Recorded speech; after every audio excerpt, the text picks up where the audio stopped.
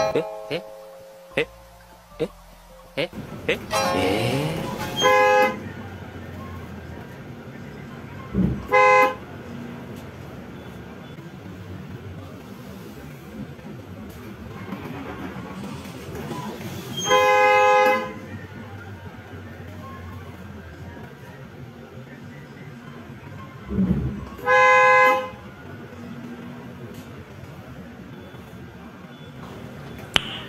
Nice.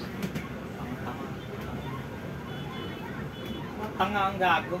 Yung mga nagsinalight. Diba? Gunggong.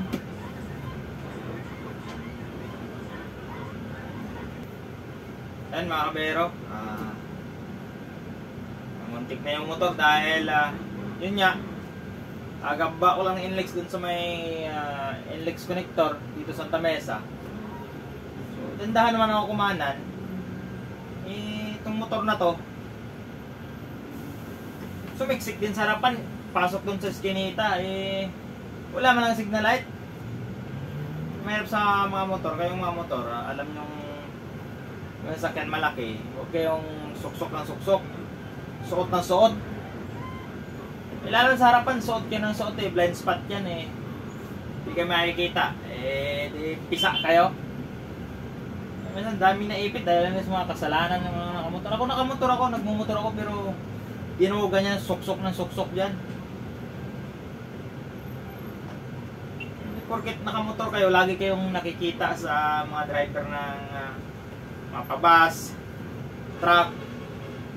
Huwag nyo laging isipin na lagi kayong napapansin ng mga yon kasi maraming tinitingnan yung mga yan.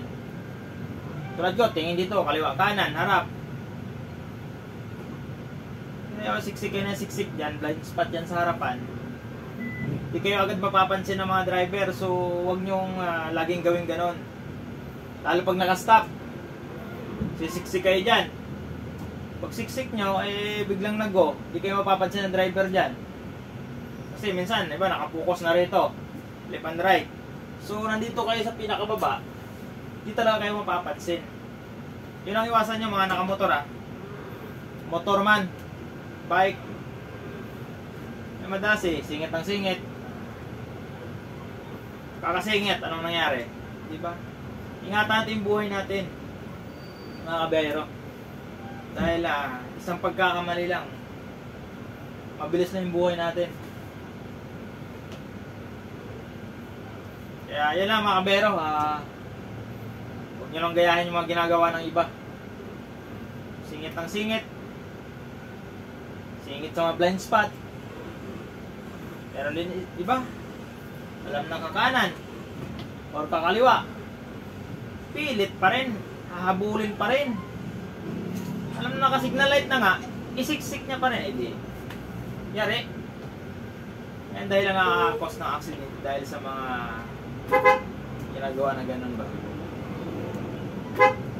Singit ang singit, talanganin, bira. Huwag nyo ipilit.